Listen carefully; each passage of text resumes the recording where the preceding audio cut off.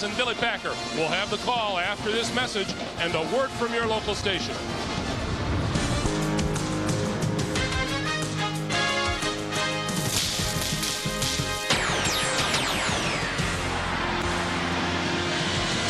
The Final Four continues on CBS with Game 2 in the national semifinals. It's an all-orange scene right now. Here's the Syracuse Orangemen take on the burnt orange Texas Longhorns. Syracuse out of the East, Texas out of the South bracket, the winner to face Kansas on Monday night for the national championship here in New Orleans.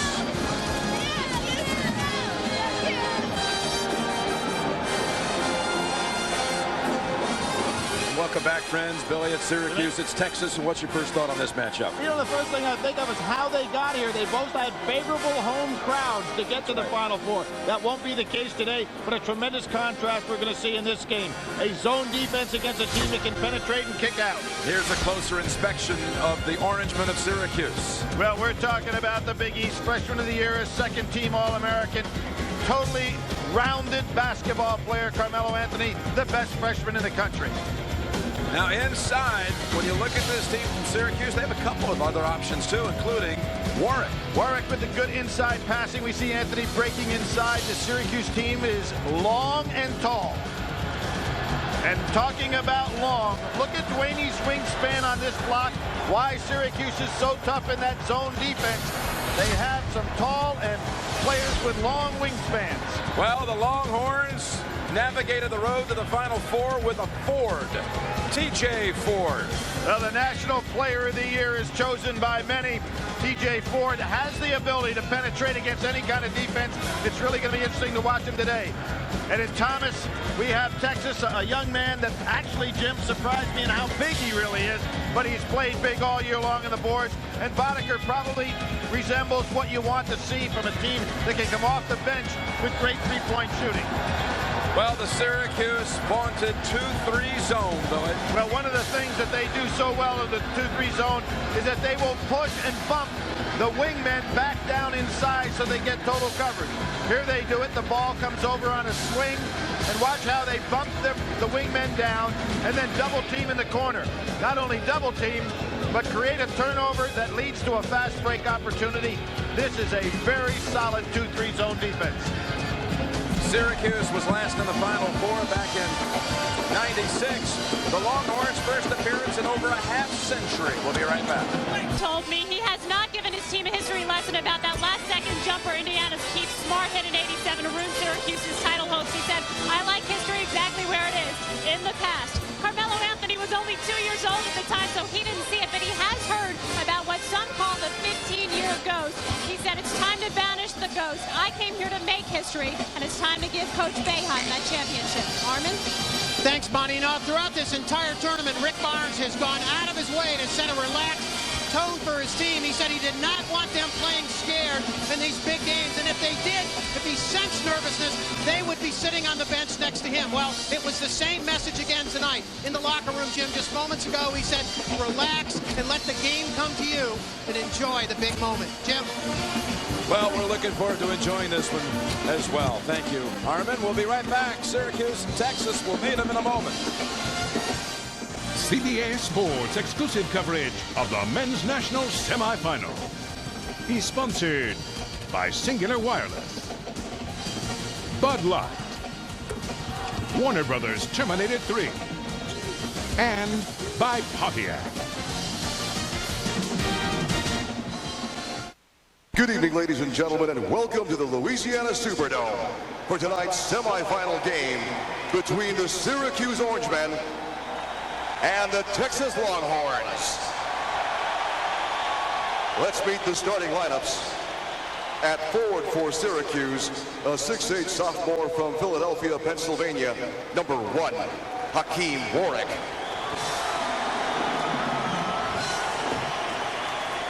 At forward for Texas, a 6'8" freshman from Austin, Texas, number 22, Brad Buckman. At forward for Syracuse, a 6'8" freshman from Baltimore, Maryland, number 15, Carmelo Anthony. At forward for Texas, a 6'8" junior from Schenectady, New York, number 0, James Thomas. At center for Syracuse, a 7-foot sophomore from East Greenbush, New York, number 51, Craig Forth. At guard for Texas, a 6'4" junior from Lafayette, Louisiana, number 3, Brandon Mouton. At guard for Syracuse, a 6'2" freshman from Scranton, Pennsylvania, number 3, Jerry McNamara. At guard for Texas, a 6'3" junior from Queens, New York, number 24, Royale Ivy.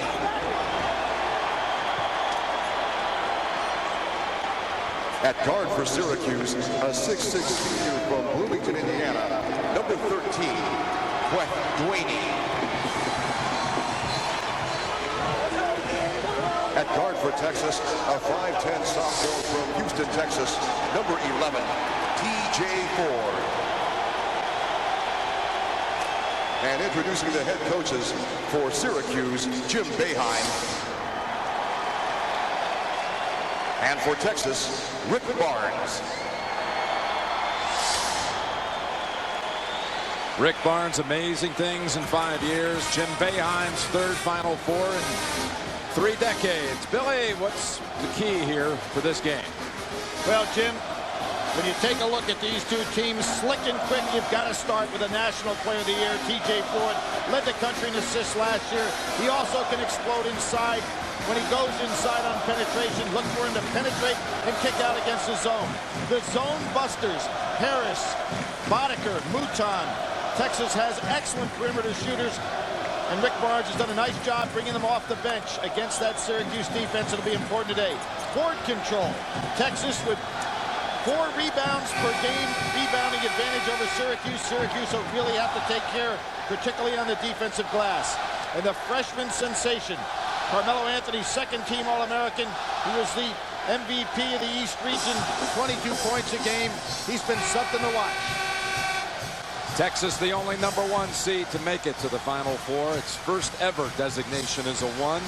Gets to wear the home whites. Syracuse's starting 5, the same starting lineup all season long. That's a rarity. Well, Texas, one of 3 teams that stayed in the top 10 all year long, so that's something that they can claim. Tipped out to Ford.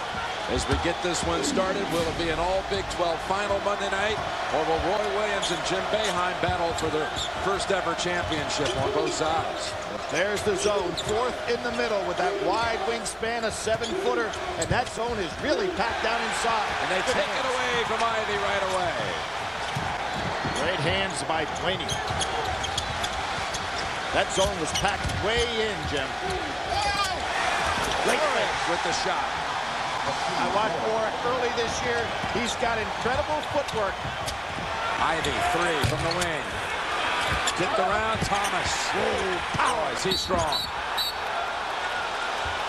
The biggest set of shoulders in college basketball, and he knows how to go get it. Tying it up, the arrow goes to the Orangemen. Thomas, an upstate New York product. And one of the great rebounders in college basketball. Here's Carmelo Anthony. Boy, Ivy's given up a lot of size on Anthony. Warwick with a second basket. Pretty good start for Warwick, huh? Talking about a young man that averages 15. Can put up some big numbers. People have speculated all week that T.J. Ford can break down this zone, but Texas struggling on its first 3 possessions. Jim, one of the things that Syracuse has done in this tournament, they have shut people down completely with this 2-3 zone. They're 6th in the nation in defensive field goal percentage, holding opponents to 38%. That foul down there was committed on Texas's James Thomas, or by Thomas. Anthony turnaround. Here's Ford, what he wants to do. Push the ball up the floor, try to beat the zone down court, and they do. Mouton with the three. One of the first weapons that you could ever teach against the zone defense is beat it down floor. And Texas has got the component in TJ Ford to do just that. Push-off called on Mouton. And Syracuse, the East Regional champions, their road to New Orleans, Manhattan, Oklahoma State down 17 in that second-round game in the first half. Then Auburn, and then Oklahoma decisively. Well, they've beaten 3 Big 12 teams this year, beaten Missouri during the regular season. So they're trying to go for the Big 12 championships. Yeah. There is that footwork again of Warwick, and at 6'9", he finds plenty of space. Mouton, a second three. And Mouton looks back at Ford, pumps his chest and says, "Get it to me." Seen a lot different game than we saw in the first one, Jim. Just the intensity level is incredibly different. The freshman Buckman clears for the Longhorns. What a pass. Rifle pass. Mouton picks it up. And McNamara comes in for the board. McNamara showing the Syracuse will push. McNamara with the jumper. That's a 2. McNamara and Anthony are the highest scoring freshman duo in the country. You see Thomas trying to set some screens. I really think TJ Ford should be up at the top of the key, try to penetrate down to the middle of that zone. He's out on the wings. He'll take the open shot. That's not his game. Thomas, and a foul going to be called here. Called on Warwick. Texas, South champs, UNC, Asheville, Purdue, Connecticut. That was a thriller. And then the 85 on Michigan State, the most points any team scored on the Spartans this year. Boddicker comes in for Thomas. We'll see Thomas back in there quickly. Young man at 17 games with double figures in rebounding. Boddicker can bang bodies inside and also step out and shoot. Great touch. Yep. Rick Barnes has done an incredible job using this very deep bench of his. Mouton again. Mouton with all 8 for Texas. When you've got a deep bench, as Rick Barnes has, you have to have confidence in using it. Anthony. Boy, beautiful move on Ivy, who's one of the best defensive players in the Big 12. Anthony just backed him back. Had a foot on the line. That's a 2. Anthony's got a smile on his face, Jim. A freshman with a lot of confidence. Yeah, that's not unusual. They've seen him this season do some things that put a smile on a lot of people. Absolutely. Boddicker lost control of it. Warwick tips it to Ford. There's those long arms of Warwick again. 6'9", plays closer to 7 foot. Wow, that is Boddicker on a takedown.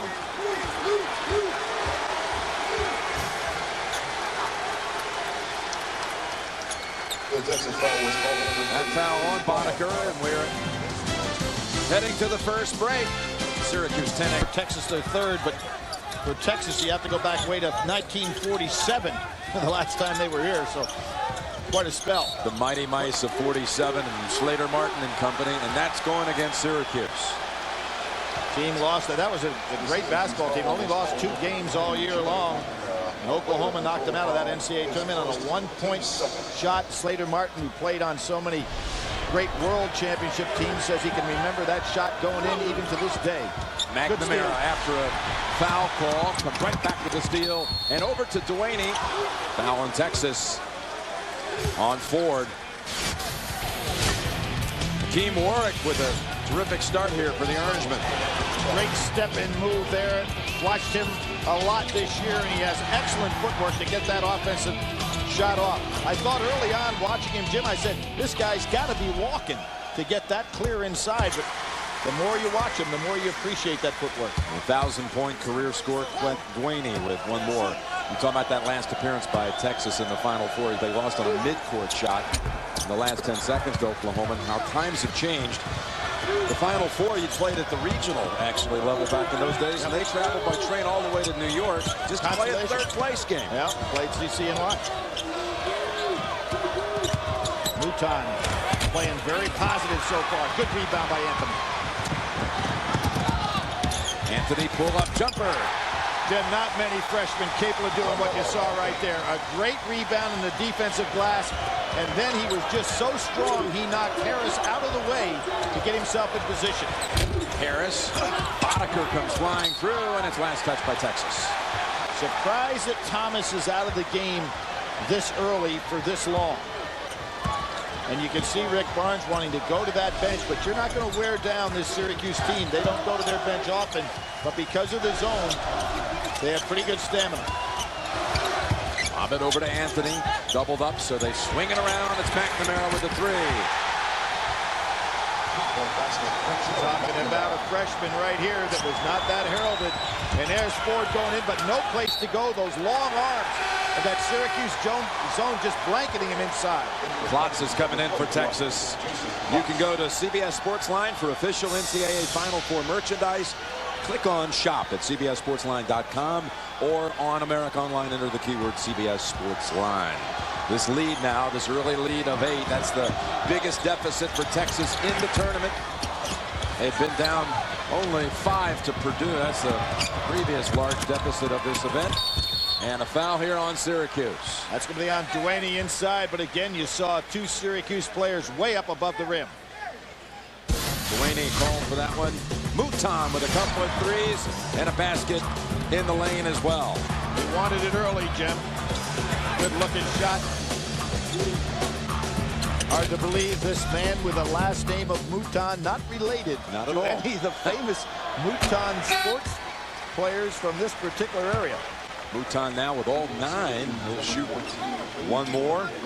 Syracuse brings in Edelin. What you see Jim Boeheim doing right here, a man that's had incredible experience, is saying, hey, if they're going to go ahead and try to push my bench and extend it and wear my guys down, I'll go to my bench early as well.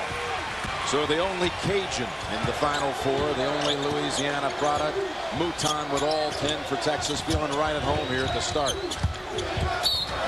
On the line, it's Texas ball.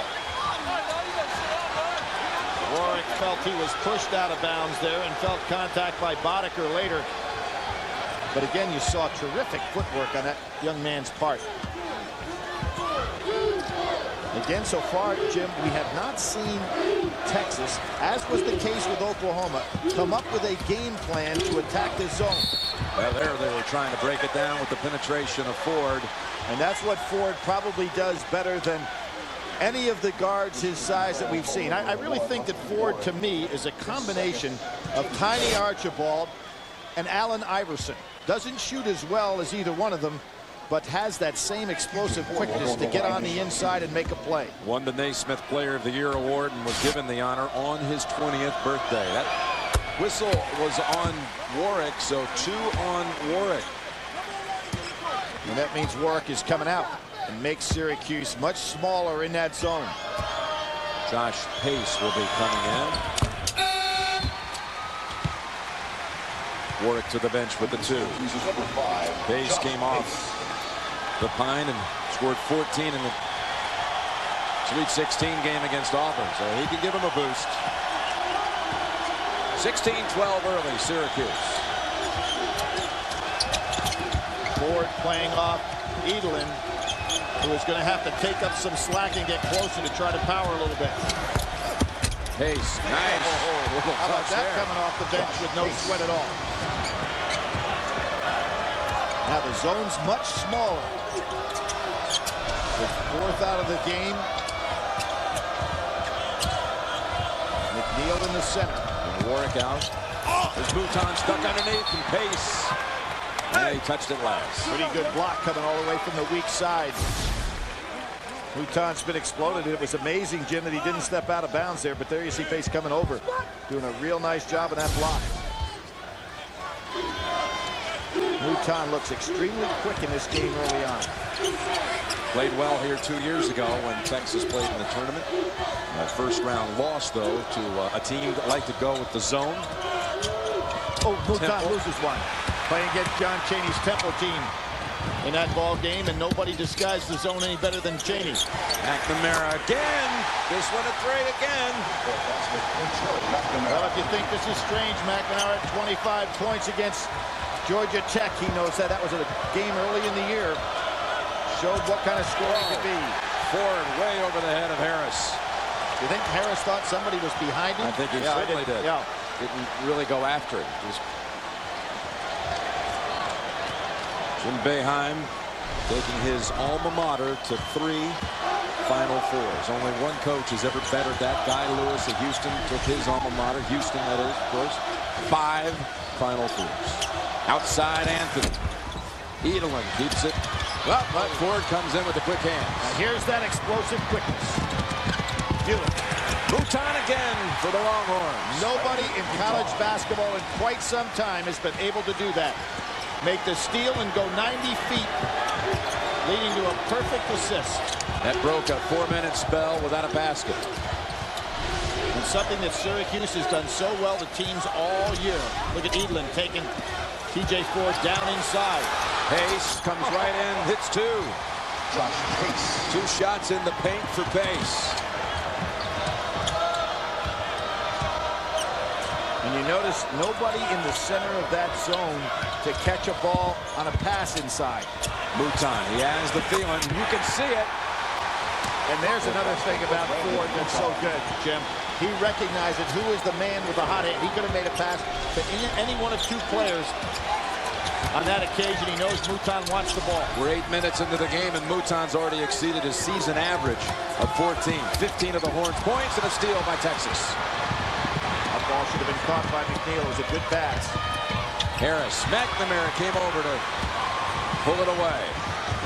McNamara is saying, I don't care who TJ Ford is. I'm a pretty good point guard myself. Boddicker gets it off the tip.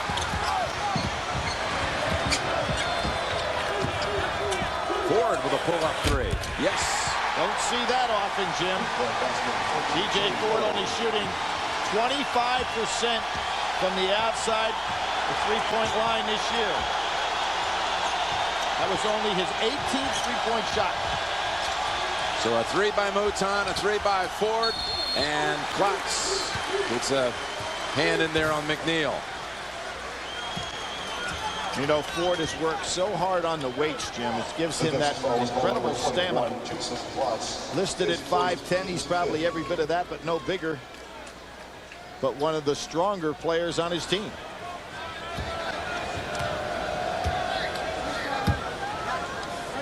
McNeil going to go to the foul line.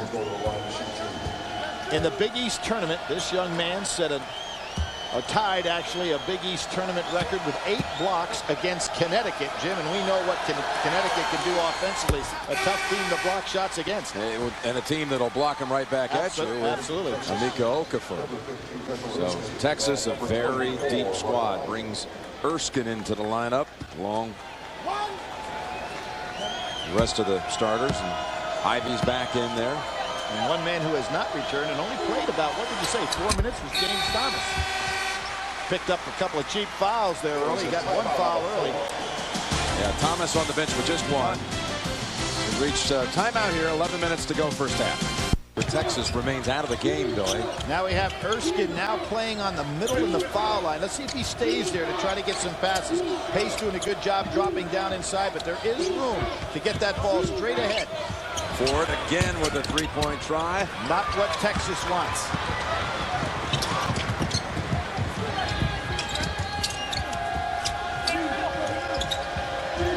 Anthony wants to take on the senior, and he pushes off. Well, I don't know, because there was no movement from Syracuse, but it looks like Texas set up in a little 2-3 zone of their own. Now, there's one thing that should help Rick Barnes. He has played against this Syracuse zone when he was the coach at Providence. Played 13 games against Syracuse. Mouton and Buckman come back in. That foul on Erskine. It always helps, but it's tough to simulate this defense if you don't play it every day. Way outside, Anthony, yes sir. Not much that he doesn't have in his arsenal offensively, is there? Very complete. Yes, he is. And like we saw in the first game from seniors Collison and Heinrich, he's been extremely patient. Young man from Baltimore. We saw a guy from Baltimore not have a bad Final Four last year in Juan Dixon. Tom brings it back out. We've reached the midway point of the first half. See if Ford tries to get that ball with a quick pass right down onto the foul line. Pace realizes what's happening behind him. Ivy steps in, lost the handle, and off Syracuse. Hey, Pace has given some valuable minutes to Syracuse, Jim. That was a nice reach in, and he stole that ball from Ivy, who had an open look. So he comes in, he hits 2 shots right away, and now playing some solid defense. Newton open. Bachman underneath. Oh, now shoot 2. Monday on The Late Show. Don't miss Chris Elliott. Later in the week, Adam Sandler, Lisa Marie Presley, The Late Show, David Letterman right here on CBS, America's most watched network. Jim, this Texas team is kind of interesting. They have 10 players who play 10 minutes or more per game. Now, James Thomas, who, as you pointed out, only had 1 foul on him, he has been out a long time in this ball game, and he averages 24 minutes a game. He's down on the far end of the bench right now and has not come back in. Played 6 minutes all told in this first half. 1 of 2 for Buckman. And Texas is in a 2-3 zone of their own. So you often hear about a team that presses, doesn't like to be pressed. How about a team that plays a 2-3, doesn't like to play against a 2-3? Is there something to that? I don't think so. Pace, spinning, traveling. I'm going to change my point. But there you see Rick Barnes showing Jim Boeheim that I know how to put in a 2-3 as well. But it works the first time down the floor. I tell you, it's very difficult, though, to be a zone team part of the time. Most teams that play good zones are teams that really believe in it. That becomes their primary defense. Mutai, tack on 3 more to that last step. Well, we said he had quick feet, wanted the ball early in this game, and it doesn't stop. He has 18. And there's the 2-3 zone. Anthony, he loves it from that spot. You notice how he squares up so well, Jim, and he fakes off that squared up position.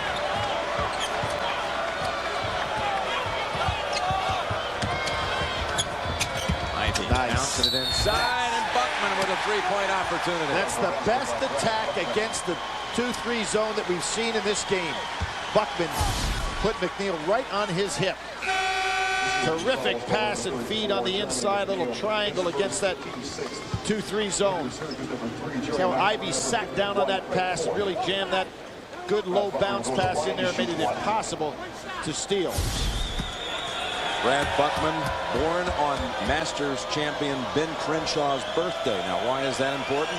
Ben Crenshaw and Brad's father, Brent Buckman, were college roommates at Texas and won national championships. 2 of them, didn't they? They did indeed. Yeah. And now let's take a look at this defense. Back to man goes Texas. Edelin works his way around for the basket. Edelin is so strong, taking people inside. Ford being patient. Ivy looking for a seam. He had it. Mouton with a floater. Buckman active inside. Back to Mouton. Over Fourth comes away with it. He traveled. That shot by Mouton was over Fourth, the 7-footer. Jim, this Syracuse team, to give you an idea of what they've done in this defense, they have blocked this year 238 shots. Now, you know Texas is a good shot blocking team. They have 119. Shows you the difference. He traveled on the baseline. Ivy moved. Earlier, I said he moved on the out of bounds. Did the same thing. That time, the official was ready for it. Thomas now back in. Played 6 minutes, so he comes back in at the 8-minute mark. Erskine out. Syracuse by 6. And now Mouton realizing he doesn't want to give McMahon any room whatsoever for that shot. He is really playing him tight. Underneath, Edelin.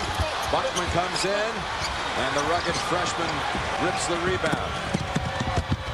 Nice defense by Anthony. Back to Buckman. Off the glass for 2 more. Ivy playing solid now. Anthony's got to recognize Ivy, despite the fact that he is a great defender, Anthony has size on him. Take advantage of that. Oh, what a head fake. Anthony in and one. What a head fake by Anthony. You have to play him for the jump shot. We've seen how good it is. And then he makes the head fake and slices just like we saw Langford in the first game for Kansas between two defenders. Did Ford, you think, not have the position there? No, called for his second. I don't think he was squared up on it. Look at that. Look at how he sliced right through, never caught him squared up. And Ford is going to come out of the game. It's a big foul right there on Ford, Jim. 7:24 to go. And Ross replaces him. Takes away some of that quick movement to beat the zone back down floor with Ford on the bench. Carmelo with another point. 13, he leads the way for Syracuse.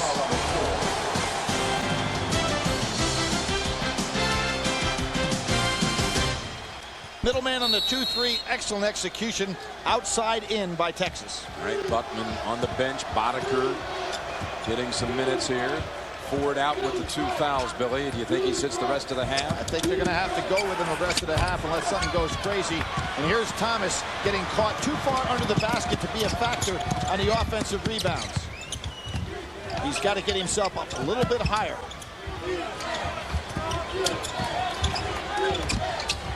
Watch Warwick's footwork here. He's back on the floor with 2 fouls. Steps that time. Tried to get space. Very good defensive work against him. It's almost like a ballet dancer out there, the way that he moves those feet around. With that lead and the 2 fouls for Warwick, are you surprised he's back on the floor? Well, you have Duaney who could come back in there for him. Thomas working at it, banks it home. I don't think he wanted to bank that shot, Jim. I think that one got away from his hands, and he'll take it. He's smiling a little bit. But sometimes you have the tough bounce that rolls out for you. Man-to-man now. It's Ivy on Anthony. See if he pushes him away with those fakes. Nice. With a left-handed bounce pass. McNamara. Oh, what a touch. And he was fouled on the shot as well. No call. Oh, we're going to overrule here. They're going to call it a 2. I think the officials said they did not see it, and there was no clear indication. They're going to go over to the replay monitor.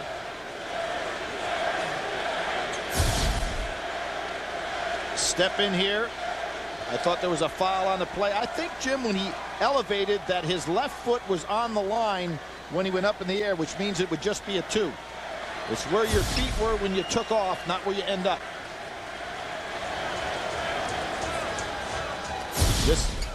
This one will watch there. See his feet, his left foot was inside. Now he ended up fading away, so he ended up outside the line after the shot. But it's where your feet are when you go in the air.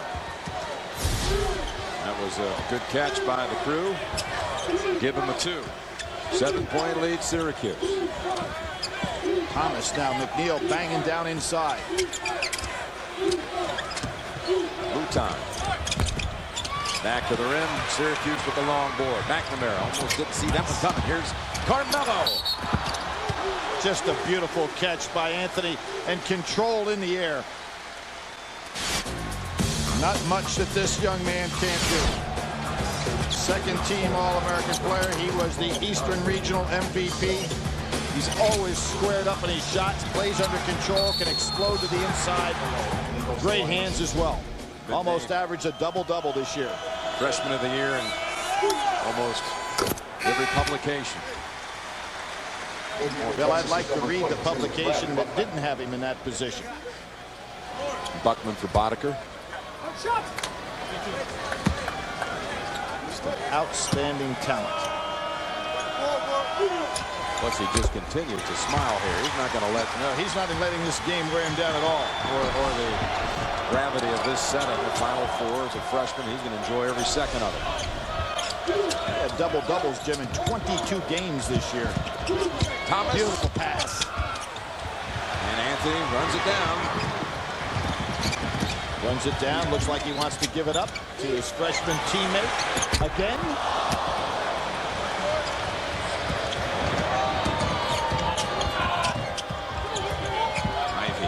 Can't go past McNamara, so they pull it back out. And you can see without Ford in the ball game, there's not that dribble penetration inside this zone, so Syracuse can afford to pull it out a little bit. Ivy inside Buckman, and he's producing the inside points for Texas. Buckman having his best game of the tournament so far. 8 points for the freshman. He had 11 points, 4 rebounds against Michigan State. Prior to that time, had not been in double figures in this tournament. Ross had an idea to pick that one off. He knew it was on the way.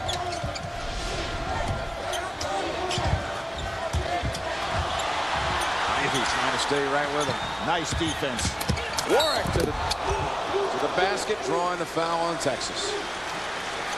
Coming up, singular at the half, Greg Clark, Michigan State head coach Tom Izzo with a complete first half analysis. Plus, we're going to hear from Roy Williams coming up on singular at the half. Jim, looking at Ivy guarding Carmelo Anthony in this first half, he's giving up some size, but he says the closest thing that he ever played against, like Anthony, is Andre Emmett, that plays the outstanding player for Texas Tech. Now, in those 2 games that Emmett played against him, Emmett was 7 for 19 for 20 points and 12 for 21 for 30 points and 11 rebounds, which are pretty big days.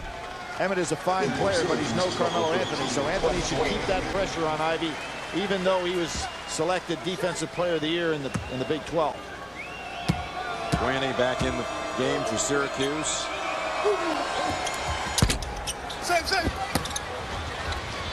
4:20 to go in the first half. Texas has never led. Ivy now being asked to be the primary ball handler here. Looks like Texas wants to keep it inside and try to battle on the boards. Harris, long range look. And there's that Rick Barnes confidence in the bench. Game after game after game, he goes to any one of 10 people, and they produce for him. First bench points for Texas, though, tonight. The 3 by Sid Mill Harris. Webb. Dwayne, who has been to the Final Four before, only it was his brother that got here from Wisconsin. Right, 2000. Yeah. His brother, Dwayne, right, came up to Syracuse, moved in with him here for the last month, wanted to be around during March Madness. Didn't hurt, did it? Great family from Bloomington, Indiana. Oh, look at Buckman now from the outside. McDonald's All-American, Jim. It's not like he didn't come as a heralded recruit to this Rick Barnes program. Having an excellent first half. Which way is this going? Traveling. No foul, travel. There's Ivy showing why he is such an outstanding defender, and he has really done a great job in his first half on both ends of the floor. 3:10 to play first half. Jim Nance, Billy Packer back here in New Orleans. Syracuse shooting 66%, Billy, and leading by 6. Both of these teams shooting extremely well. I think right now it's a matter of TJ Ford coming back in. Surprised me, Jim, with 2 fouls that he has. This is really critical for Texas that he not pick up his 3rd in the last 3 minutes. I'm surprised he's back in here down just 6. Now 4. That's a pass that's against the 2-3 zone that is available every time down the floor to at least give it a shot. Buckman having a good first half, Jim. Huge first half for Buckman. 12 points. While Ford was out, the team actually gained a point on the Syracuse lead. Dwayne in the lane, too strong, and Buckman again, the man underneath for Texas. Mouton. Tough pass. He was trying to find Thomas, but McNamara saw it all the way. Point guard to point guard there. McNamara knew the plays. Read his eyes beautifully on the play. And a turnover right back, numbers for Texas. Mouton will drive in. And calls in for the Longhorns. Nice no call by the official. Jim Boeheim wants a timeout. Terrific comeback by Texas. Texas was down by as many as 9. And they trim it to 2 with this basket right here. Mouton is the man at the moment with 20 on the Texas side. Hope you're enjoying the pictures from the Pontiac Performance Cam. And enjoying this second national semifinal with Syracuse leading Texas 44-42. But a little flurry here by the Longhorns. Very good flurry by the Longhorns. Jim, we talked about two teams from the Big 12 in the Final Four this year, the 5th year in a row that that's happened. But one of the things we ought to talk about the Big East, they had a great start to this NCAA tournament. 4 teams got selected. They were 8-0 going into the Sweet 16, advanced 1 team here, and the Big East can be proud. They're the only conference that ever put 3 teams in the Final Four. They hold up play for a minute. Shot clock at 34, never got started on time. No, the game clock didn't either. But you go back to that great Final Four. John Thompson, who's with us here today, is an announcer. But Georgetown, St. John's, and Villanova, everybody assumed that John Thompson would be the champion again, and Raleigh Massimino's team played the perfect game, upsetting John Thompson, who had a national championship to his name, and obviously brought a team to the Final Four here and had that great game with North Carolina in '82.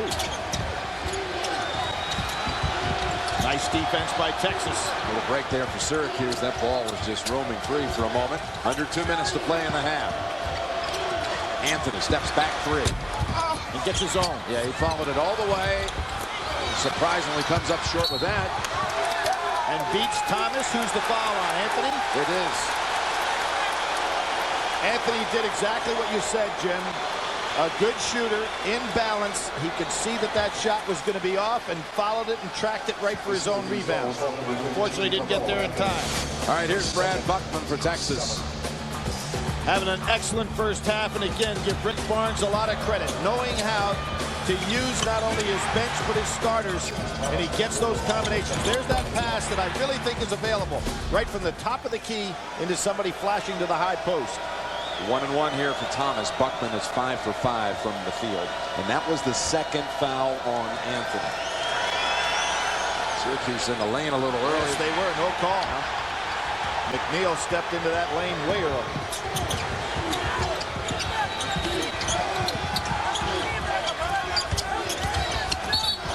Outside push first. There's where Anthony is so smart, realizing they're trying to play him for the jump shot now goes for his power moves inside. He's got the long-range jumper. We've seen him move out to 25 feet plus. He's got the short-range jumper. He can penetrate, and now he's showing us a post-up game. Double bonus, he'll shoot 2. Comes right out, starts his career with his first 9 games. He scored at least 21 points. Well, in the game that Syracuse lost in the semifinals of the Big East tournament against a tough Connecticut team, he goes 29 points, 15 rebounds. I mean, he puts up huge numbers. And we mentioned Connecticut a couple of times in Big East tournament against Syracuse. Connecticut actually 2 for 2 during the season against Syracuse. While Texas beat the Huskies in the Sweet 16 in San Antonio. As Jim Calhoun says, you know, I've had 17 years to watch that 2-3 zone, so I should be ready and prepared for it. And Buckman over the back. One of the few things, mistakes the young man's made all half. That's his second foul. That'll send Warwick to the other side for 2. You know, you look at Jim Boeheim. With Jim Phelan retiring at the end of the season from Mount St. Mary's, Jim Boeheim is now longest active tenured coach at one school in Division I basketball. His 27th season. And Jim, when you think that the young guy from Lyons, New York, showed up as a walk-on at Syracuse, became an outstanding player there, basically his entire life has been wrapped around that university. And we talk about him bringing Syracuse to a 3rd Final Four.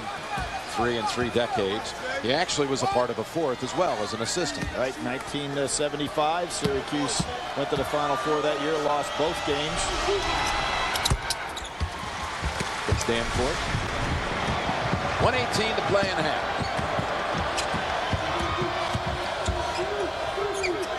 You know, there was some question about him getting the Syracuse job when Roy Danforth came down to Tulane. He threatened to go to Rochester. What a mistake that would have been for both Syracuse and Jim, huh? Wow.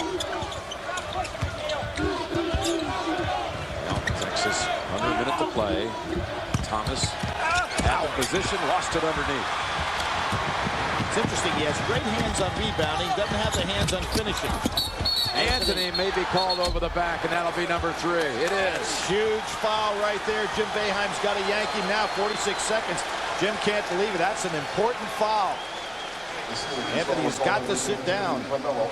Interesting that TJ Ford had come back on the floor with the 2, and then Rick Barnes said, hold on a minute.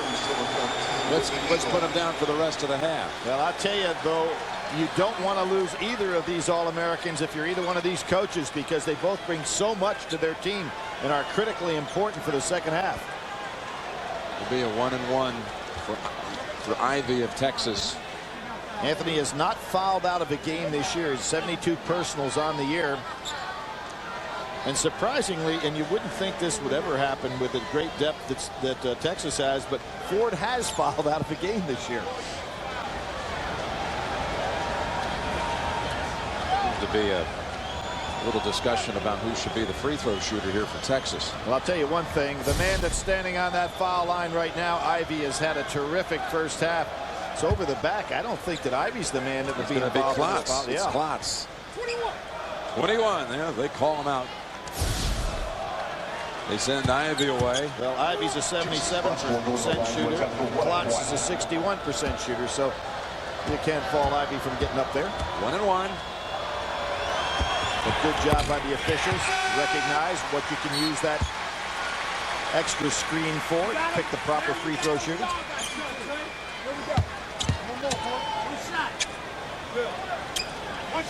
Kind of quiet for 50,000 people in there. I want to tell you, or 60 or whatever. And the game is pretty competitive here all the way. Been a good one here, the second one. Well, I think it wore him out in the first game, not being able to get into things. This has the makings of a good one here. Second semifinal with Kansas already securing its place for Monday night's championship game. We got an 11-second differential. Look at Ivy defensively. No matter whether he's guarding a guard or guarding a guy like Anthony, he really gets out on people. Edelin, a very good penetrator. And strong when he gets inside. Spills gives it up to Ward. You cannot execute any better than that. Beautiful job by Edelin. Timeout called by Texas. Akeem Ward averages 2.5 dunks a game. There is nothing subtle about his game, they'll tell you at Syracuse. Thunder dunk, 5-point lead.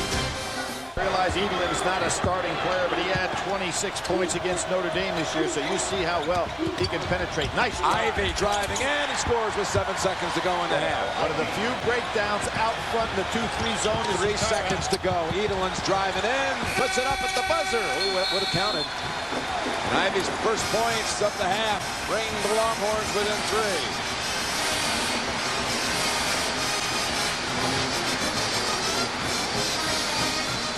Jim Boeheim talking to McNeil and saying, how is it possible for somebody against the 2-3 zone to drive down the middle like that? All right, Bonnie Bernstein. Well, Jim, TJ Ford's penetration, maybe not as much of a concern as you thought, but how do you deal with Brandon Mouton and his outside shooting? Well, I never was worried about Ford. I was worried about Mouton and Harris, their outside shooters. Those are the guys that really hurt us.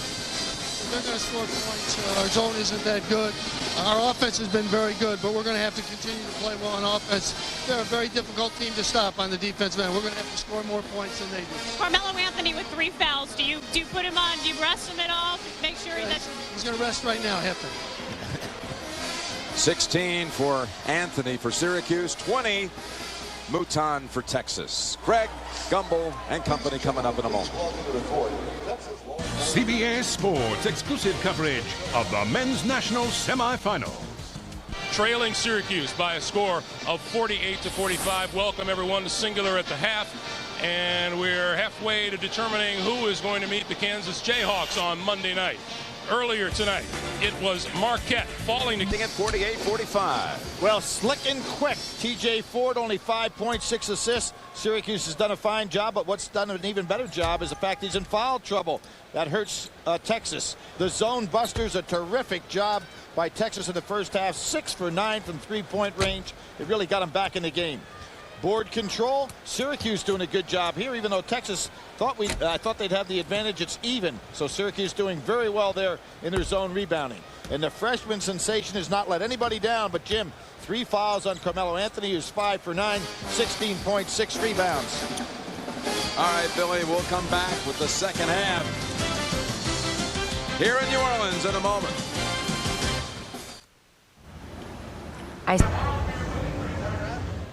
Yeah, I recognize that guy eating a little gumbo down here in the Big Easy, where the Orangemen and the Longhorns are battling in a good one. The second semifinal. It was Warwick with a couple of shots early for Syracuse. Mouton for Texas. Boeheim's team got the advantage. He said, let's go for more. They upped the lead to 9, but Texas has fought back to within 3. Those first half stats, both teams shooting at least 50% from the field. There is that good footwork, and Warwick gets himself open on the inside. Very high shooting percentage. Mouton, Jim, and it was obvious right off the bat that he wanted that ball in his hands. Terrific follow through. He's off with 20 points in his first half. Texas really sloppy early, but settled down here in the late stretches. And Mouton, you said he wanted it. He delivered it. 20 to lead the way.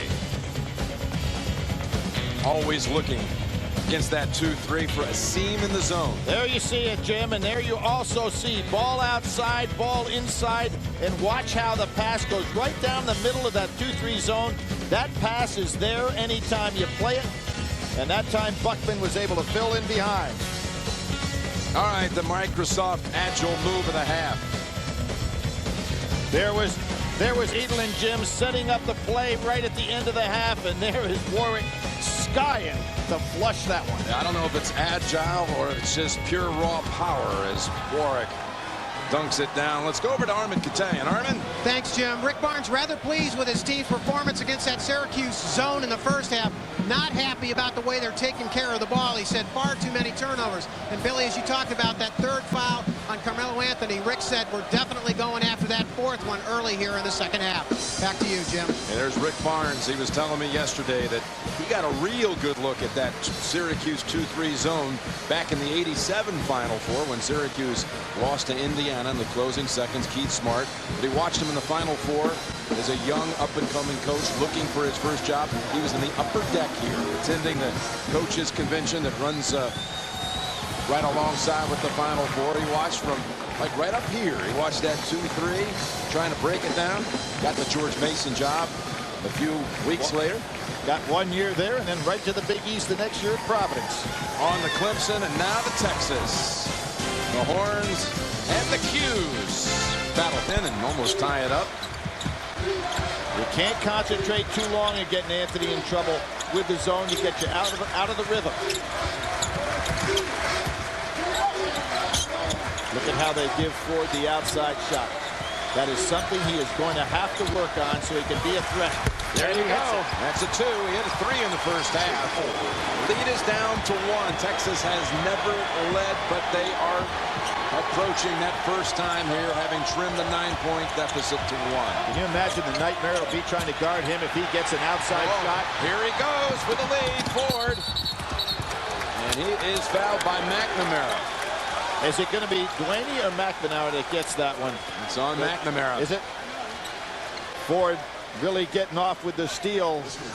Ready to blister for the second half. And a good job on Texas to be able to take TJ, who did not have a great first half, but has 2 fouls on him.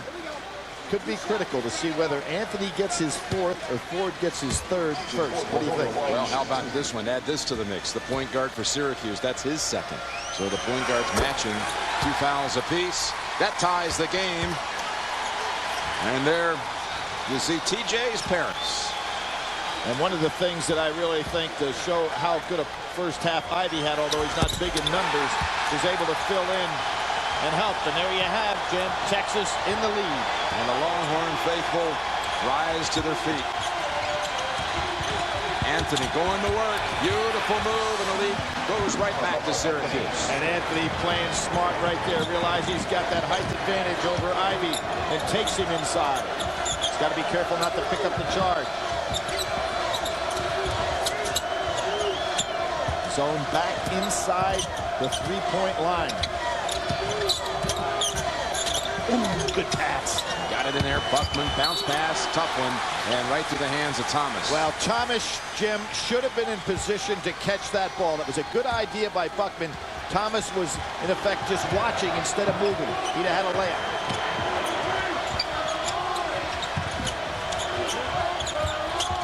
Warwick comes up short, but Anthony, he was dangerously close there to being on the back of Ivy.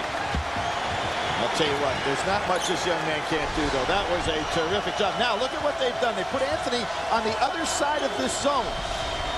He was playing down on the right-hand side. Now he's over on the left. A subtle move by Jim Boeheim, figuring the attack was going to come from Mouton on the other side of the floor. Ivy up off the glass. Thomas, no call. Back out to Ford. Lenny with the long arms keeps Ford from going around him. A good look here at the 2-3, and now that Syracuse defense slides into position. No one there for Mouton, though. Underneath. Going on Texas. It'll look like Ivy giving up size, having to take Warwick to the floor. They gave it to Thomas. And that's the second on Thomas, not Ivy. There he is. Thomas not having the game we thought he might have rebounding-wise against this zone. It's been caught too far underneath the basket. Boddicker looks like he's getting ready to come in for him. This could be an offensive foul. Look out. That was a hold. I thought it might be a blocking foul on Anthony, but it's going to be a hold on Ivy. Boddicker comes back in. Thomas to the bench. Boddicker, they were talking at halftime there. Greg and Clark and Coach Izzo about perhaps a player that you would least expect surfacing in that second half, and Boddicker could be a strong candidate. That's off the back of the glass. Here comes Texas. Off the back of the foot. So we have off the back of the glass to off the foot. Mouton steps in, one hand, tipped around, Buckman underneath, battling. I think Ford got him on a jump ball situation. Arrow, Syracuse. Good strong play by Forth on the inside. Young man who does not have big stats, but plays the middle of that zone exactly. Jim Boeheim gets exactly out of him what he wants. Actually only has 2 points this entire NCAA tournament.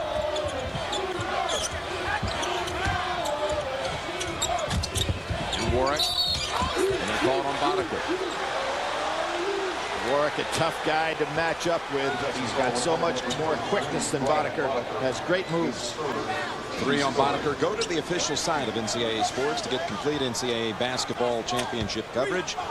Video highlights to the latest news from the Final Four, all at ncaasports.com. Thomas just a brief rest. Boddicker back to the bench with the 3.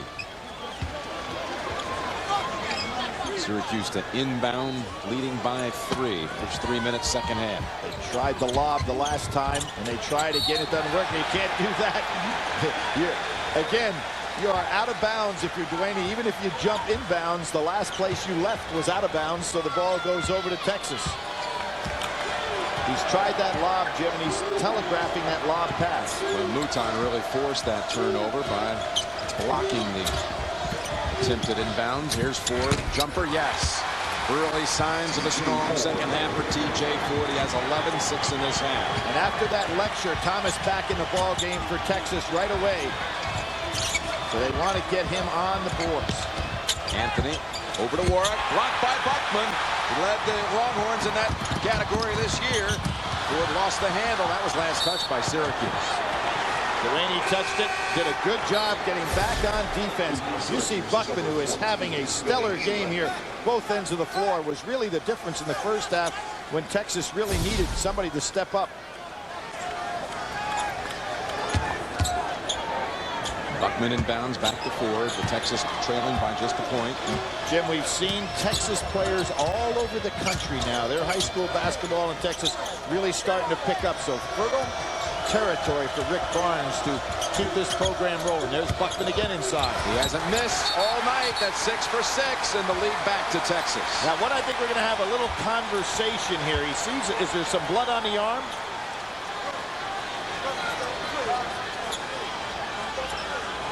No, they were looking for it. Buckman, I think, is just the blood is flowing so well in his body that he's getting red, but not from blood. He is fired up out there and doing a great job for Texas. The Longhorns regain the lead.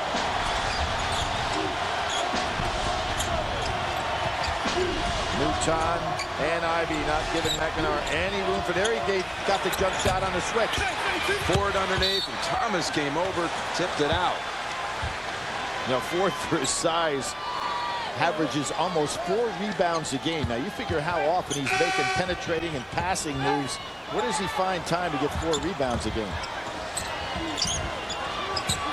That's part of the complete package. Hold on Ivy. You know, Ford was the most outstanding player in the regional last week, and he hit 7 out of 27 from the field. Yep. Buckman with 14 is just 1 short of tying a career high. Been a good one here. Now the Pontiac Performance Cam. This unique view. Floor of the Final Four, and during that break, we had tearing down of the nets. It's getting a little misty-eyed here, Billy. Then I realized, hold on a minute. A little advance play here. They changed the nets down at the end of the Texas end of the floor. There's Klotson, a good step out. Right through the hands of Syracuse, and a turnover. That was a terrific play by Anthony, even though the pass was not caught. He really understands how to play the game for a young man. Kept that dribble alive rather than picking it up on the step out. And should have had a teammate get a good catch and put something away. Oh, you kidding me? Ford gave it up outside. Ford had an open layup. He didn't realize how open he was inside with all those Syracuse shot blockers. Could have laid it right in. With a double up on Anthony. And the reason that they can do that is because they don't have to worry about Fourth shooting it all. Edelin. Thomas snags that one. Now Fourth has got to realize he's not being guarded, and so consequently he should be going for all kinds of offensive rebounds with nobody there to block him out. Here you see again that pass against the 2-3 right down in the middle. The Fourth, unlike Buckman, can't make a play. Throw it in there. You hope to throw it right back out rather quickly. Yeah, or turn and face. And tie up Ivy and Fourth, arrow right back to Texas. Jim, when you have a player that's not being guarded, as is in the case of Fourth right now, he has got to recognize that right away and realize he can immediately on any shot blast to the basket and get a putback. He's standing and watching instead. 13 on the shot clock for Texas.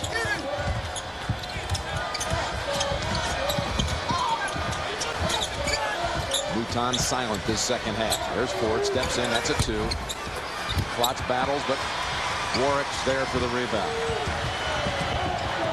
Keem Warwick's had a nice game here for the Orangemen. Look at Mouton understanding McNamara where he is and making sure he doesn't get any open looks. Anthony gets that one to go. That's a 3. Lead back to the cue. And even with Ivy on him, Anthony just stares you down and never utilizes his dribble until he has to. And that's why a defender has such a hard time handling him outside. The freshman with 23. He has been well schooled. There's Mouton driving in. Wraparound pass. Thomas inside for 2. First time today that Thomas has been in position to catch that ball and finish.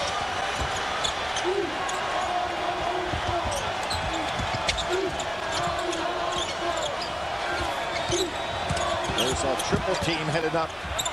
Finds an open man. Edelin right back over. Warwick fade away. Tipped up and in by Anthony. And he had TJ Ford on his hip. No consequence against the bigger man. Ford spins out. Jim, Ford gets that over a 7-footer. Here we see Anthony. Nice step back move by Warwick. And then Anthony with Ford trying to block him out just goes right over the top. 2 shots for TJ Ford. Anthony in the second half. All the points for the Syracuse side in this half. All 8. Ford, again, as I said, an excellent free throw shooter, shooting 82% on the year. And, Jim, you talked about the fact that he was not shooting well from the outside in the NCAA tournament, but he has done a fine job from the foul line. He was 11 for 13 from the foul line, 10 assists against Michigan State. You haven't seen many guys win the most outstanding player of the regional, though, shooting from the floor like he had. Yeah, like 20, a little better than 25%. Yeah. But he beats you in so many ways. Absolutely. Anthony now. Outside, Texas whistle for that one. And Anthony doing a terrific job not picking up any fouls. Everybody from Texas saying he's using the hook move, including Rick Barnes, but he has it down to a science. He's still got that smile on his face. Mouton with his second.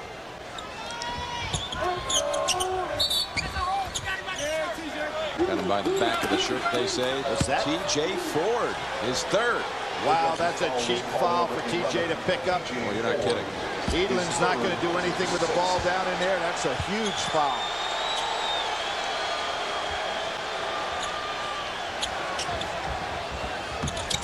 Battling again. Out of bounds plays have given Texas some trouble today. They play out of bounds in a man-to-man. Here it is, not using that dribble.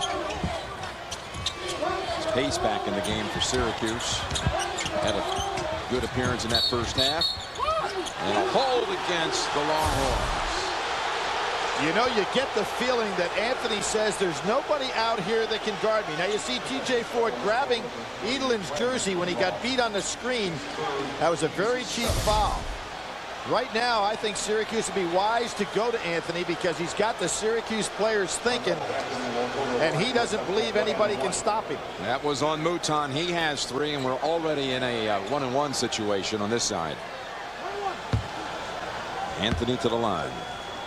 As I said, Jim, this young man had his first 9 games in Syracuse. Every game he scored over 20 points. You talk about coming out of the box.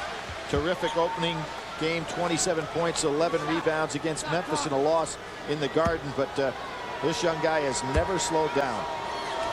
That game against Memphis was the first college basketball game of the season in the nation. And Syracuse trying to find a way to get to the last game of the season if it can win here and then take on Kansas Monday night. It's an important possession for Texas. Ball squirt free, and Thomas with the basket. If you're Syracuse now, with Thomas having 3 fouls, every time he penetrates, you shouldn't worry about anything other than drawing the charge. Stop trying to play him defensively. Look to try to force that 4th foul. Anthony has 3 fouls on the Syracuse side. Ford with 3, Mouton with 3 for Texas, and Boddicker as well. Pace, who came in and helped Syracuse in that first half with 2 quick baskets. Let's see if he goes for another one. Similar to the shots he made in the first half. Tipped out, chased down by TJ Ford. Mouton, yes. Failing on the part of Warwick. Mouton, who's having a tremendous game from the outside. Why would Warwick give up on him defensively? Not a good play. His first basket of the second half. He has 23 for the game. And a timeout called by Syracuse. The next whistle would have been the under 12 timeout, but Boeheim didn't want to wait for it. Back in New Orleans. Again, what a special sight this is for this event. Anthony has all 11 points for Syracuse in this half. And Jim, I think Syracuse should continue to go to him because Anthony feels he can score against anybody, and what he's now starting to do is to draw double and triple teams so other members of his team will be open. I'd get him the ball and force Texas to keep trying to double and triple team him. He's not a selfish player. He'll give it up, and that'll make Warwick, Neal, and maybe even McNamara, who has not had a look in a long time, get open. Klotz is called for that one, and they said it was not in the act of shooting. So a 1-and-1. Now they're going to switch it back over. They have a little meeting there. I thought it was, and yes, they're going to shoot 2 here. 3 Longhorns with 3. Anthony with 3, all in the first half. Syracuse has committed only 2 in this half as a team. And what it is Anthony putting so much pressure on the Texas defense. And the reason he's able to do that is you've got to respect his outside shot, and he does not put the ball on the floor until he has to. 1 of 2 there for Warwick. 61's on the board. It's been because of Carmelo Anthony. He is forcing the Texas team to concentrate so much on him in double and triple teams, and they have been picking up fouls just trying to stop him. If you know as a defender that you're going to get double team help, you shouldn't be getting any of those reach fouls. And here's the 2-3. Syracuse have not had to get out of it this entire ball game. Longhorns continue to look around for a seam, trying to crack that sliding 2-3 zone of Syracuse. Mouton stepping in. Ivy baseline. Way too strong. And last touch. Lead by, well, we're going to say off to Texas. That was no good. Foul. They're going to call a foul in Texas, Bill. Wow, it continues to pile up. That one was one I didn't see, Jim. And neither did Rick Barnes. Called on Buckman. The Hickory native, young man who stared down Dean Smith one time at Chapel Hill and got himself a lot of support at Clemson. What a competitor. Yeah, he said, you coach your team and I'll coach mine. Welcome to the ACC. 1-1 pace. And he was a real rookie then, going up against the all-time winningest coach in the history of the game. Buckman with that foul. That's 3 on the freshman. It's really piling up now in Syracuse, which over the years, as people have always said, not a good free throw shooting program. This year shooting 69%. They're now what, 14 for 18, something like that? Yep, right on. 2 for 2 for Pace. Well, he used all the rim. That ball actually hit underneath and went up over the top. Line drive, yeah, it just climbed up and over the rim. Now, Mouton was open before for his jump shot on the swing, but for some reason he wanted to penetrate. There's the screen. They're trying to get the ball to Mouton, but Warwick recognizes what's happening and steps up from the wing. 7 on the shot clock. Penetration coming here by Ford. Now try to draw the charge. 2 seconds on the shot clock. Ford has to put it up in time. Rebound Anthony. Not a good possession by Texas. Outside, McNamara open 3. Oh, he's been waiting for a long time to get an open look. He was squared up, the feet were set, and he was ready to go, and he delivered it. Terrific job by Syracuse on that last defensive possession. Texas calls a timeout. It is getting rather mellow here in the Big Easy. Texas ended another Big 12 team in the final. That's a possibility on that side. You know something else, Jim, if that would be the case, you have 2 fellows that have been premier coaches for a long period of time that have never won the big one, and so one of them certainly would accomplish that on Monday night. For that elusive first championship. Or will Texas set up a rematch of what many consider to be the best regular season game this year? They met the day after the Super Bowl in Lawrence. Kansas and Texas had a great battle. Look at Anthony. He's moving in on career-high numbers. You can see the pressure that he has put on Texas in this second half. Every time he touches the ball, all 5 Texas players are aware of it, and in many cases he's been double-teamed, so that's given Syracuse some open looks. Monaker rattles home 1. That whistle was on McNeil, his second. And Jimmy, talk about that Texas-Kansas game. You have to say the finest individual performance of any player this year, Nick Collison, in that ball game. Regular season. I think maybe his performance against Duke in the tournament. Pretty close. 33 and 19 he had. Ball gets away from Pace. Able to save it. McNamara again all set. Not this time. Didn't quite have the handle. And Warwick, everybody had the ball turn. What a dunk! They're going to call a charge. Ivy was anchored underneath. What a dunk! Everyone had their back turned. And look at Ivy underneath. They're going to count the basket, call the foul on Warwick. There should have been a basket and no foul on that play whatsoever. I don't think the officials gave Warwick credit for how far away from the basket he was when he took off. That should have been a no call after the dunk. That's his 3rd foul. Basket counts. Final 10 minutes. Game 2 in New Orleans. Ford has got to recognize he needs to get inside this zone with penetration. They're taking too much time on the clock. Buckman doubled up. Waited too long. Push off on Syracuse. Big break. Called on McNeil. McNeil had no reason to foul Buckman there, Jim. They had him double-teamed. He had no place to go. Buckman's got to understand when that ball comes in, either do something with it or kick it right out for a jump shot. Texas will inbound only the 5th team foul. No 1-and-1. New 35, obviously. Bounce pass trying to go into Buckman. McNamara. Thomas, nice job on the floor. Right back to him. Turn around. Too strong. Second chance. That's what we expected to see from Thomas in this game. Offensive rebounding. And what happened to him early in the ball game, in the 2-3 zone, he was finding himself too far underneath the basket, never in position to get any rebounds. That was on pace Sunday, 60 minutes. Ed Bradley with a report on Iraq's neighbor Jordan. It's tomorrow night, 60 minutes. And we're talking about the nation's 6th leading rebounder.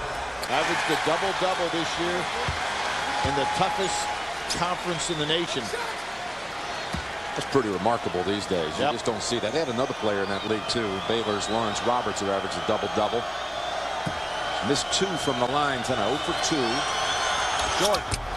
Buckman, though, there to retrieve it.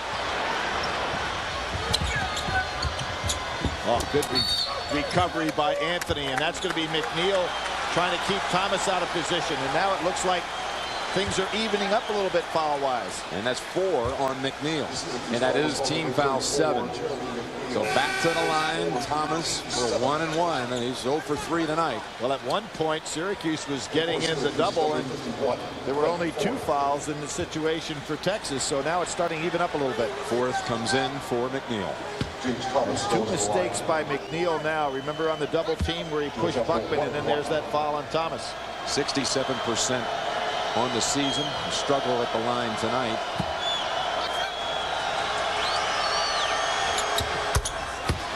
Good stroke with that one. But Buckman can be credited with those strong rebounds inside.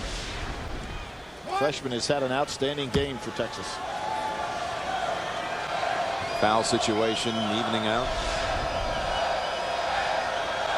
From Schenectady, New York, James Thomas. Short again. And Anthony secures it. Jim Boeheim said that people asked him, did he ever try to recruit Tom? He said they did, but he did not want any cold weather. Finds himself in Texas. McNamara delivers a beautiful jumper. Well, we've talked about Anthony a lot, but McNamara is a guy that loves to come up big when the games get tight. Call him the mayor of Scranton. Starting to get a little working margin now with Syracuse. Texas with a dry spell from the field. Texas may have to come back into some outside shooting, Jim. Ford had an open jumper. Again, Buckman with an offensive rebound. Spin move taken away, McNamara. No place to go in that zone. Beautiful pass. Pace from McNamara. Timeout, Texas. They've got to get another shooter in the game. No timeout. I think they should be taking a timeout here and get a Boddicker in the game. They need another shooter. Barnes Maybe Harris on his bench. He's going to bring Sid Mill in. Yep. Ford. Inside Thomas. Beautiful assist. TJ Ford to Thomas. Did the Syracuse players think that Ford wasn't going to be looking for an open man there? They had played him as if he was a post man. That's 9 assists. The man who led the nation a year ago in that category as a freshman. Warwick in the lane. And Buckman got a hand on him. I'll tell you, does Warwick play like a 7-footer or not? I mean, that he's catch way up there above that rim all the time. That catch that he made was way up there. I know he's listed 6'9", but he plays so long. Watch this catch, and then he goes over everybody. Buckman's 6'9". He played over him by 6 inches. 4 on Buckman. 2 shots at the line for Warwick. Boddicker back in for Buckman. Has to sit with the 4. And Sid Mill Harris. They haven't seen production from the outside from him today. No, but I think this is what Rick Barnes recognized. He has got to get another outside shooter, and with Boddicker and Harris in there, he actually brought in 2 outside shooters. Got the under 8 timeout. They call him Little Ricky from Hickory, North Carolina. His first Final Four. His Horns are down 9. Do something I've never heard of before. 2 visits to the Oval Office in the same season. Back in December, they were playing up in the Washington area. They had a wonderful visit. They told us all about it with President Bush in the Oval Office. He went back in his days as the governor of the state of Texas, used to work out there in the Texas workout room and attend Longhorn basketball games on a number of occasions. Jim, what we're going to see right now, I think, is the ball going with penetration and kickouts. And it's going to be TJ Ford's job to get inside the 2-3 zone. They've got it surrounded now. Harris, Mouton, and Boddicker, and then let Thomas go rebound. And it's not time to panic if you're Texas, but I think that should be the game plan the rest of the way offensively. TJ Ford on penetration, then kick out to the 3 3-point shooters. It's a big 1-and-1 right here for Thomas. Texas and Thomas struggling at the line. Beautiful stroke there. 13 of 21, the team right now. That was the most positive foul shot that he's taken in this half.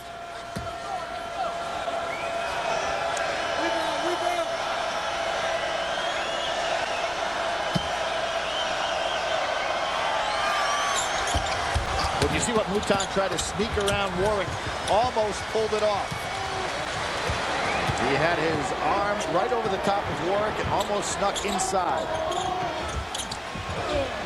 Working margin of 8. Look at how long Anthony freezes the defender without using the dribble. He has that down to a science. 2-point basket, 29 on the game. Ford cannot give the ball up so easily. He's got to penetrate and kick. That's the largest lead of the game for Syracuse. Outside, slides off the rim. Boddicker driving in. Stolen away, McNamara.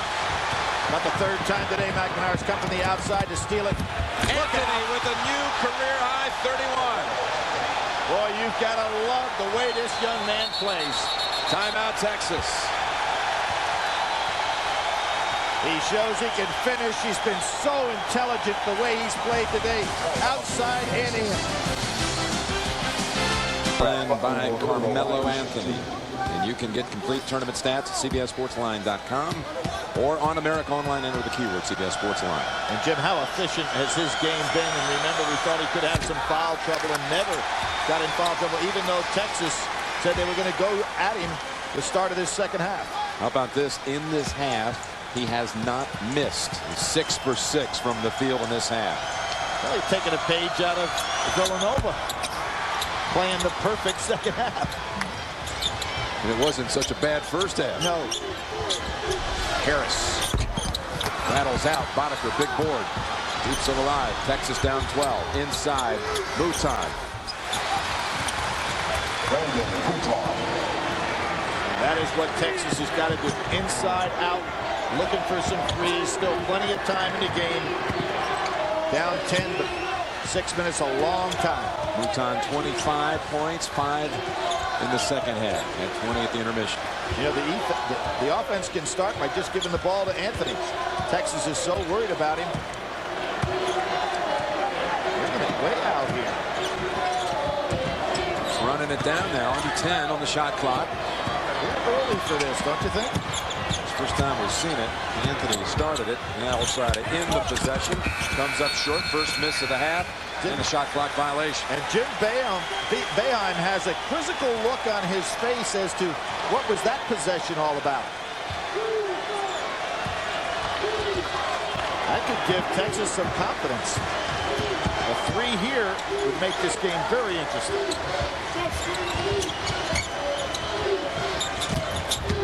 Mouton for the 2. And right underneath with it is Pace. Nice performance off the bench by Pace. Jim Boeheim telling his team just to calm down a little bit. Anthony from behind Boddicker, and that's rejected. Buckman. That'll be it for Buckman. They're going to call him for the foul. That's going to bring Thomas back in. Tough break for Texas. Buckman's had a solid game. Jerry McNamara, as always, his play a little bit overshadowed by the other freshmen, but it has been such a stellar show here by the freshman point guard. Well, he's all Big East freshman player. Certainly to be one of Syracuse best all time if he keeps it up. 15 points for McNamara. There goes Brad Buckman.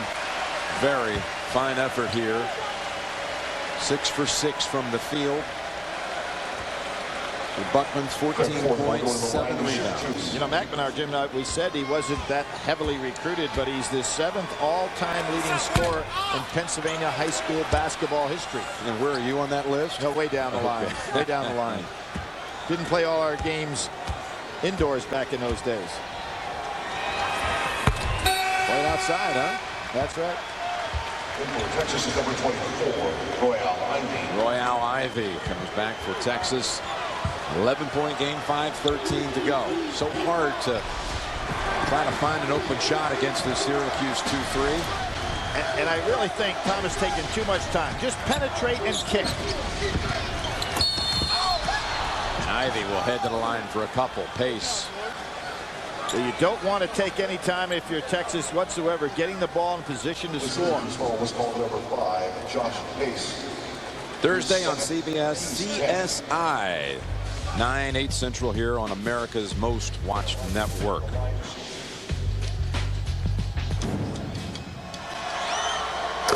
Ivy with really good form, but that outside shot, the threes tonight. Other than Mouton, it really hasn't been there for Texas. Ford hit one. Right, Ivy is interesting that he shoots 77% from the foul line, but he's only 27% from three, so would rather go inside than take that shot. It's got to be Boddicker or Mouton on the floor right now looking for threes. Syracuse spreading things out. Looking to delay this game a little bit. A lot of time on the clock. There was a hold by Ford, didn't get called. Jim Boeheim wanting to run off clock here.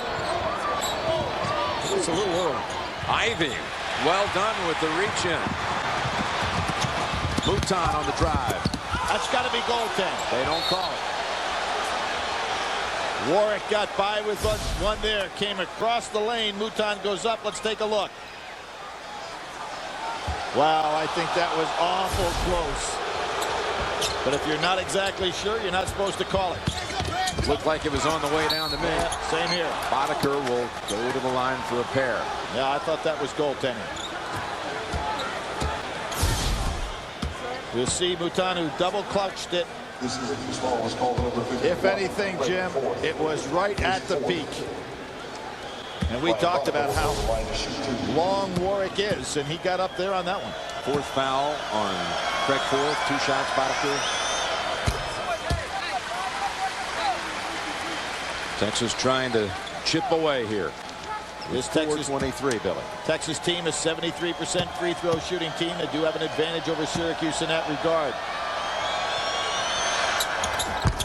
Nice strokes by Boddicker. 7-point game.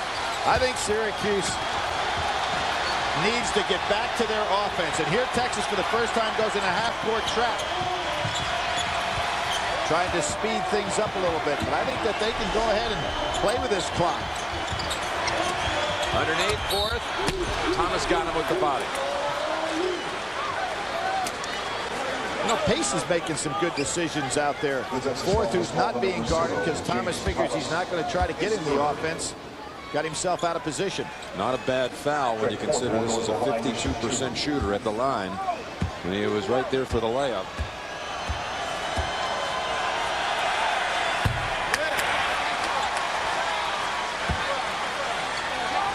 A little suggestion from Duane on the Syracuse bench. Might be time for Duane to get back in this game with his experience. You like those seniors on the floor.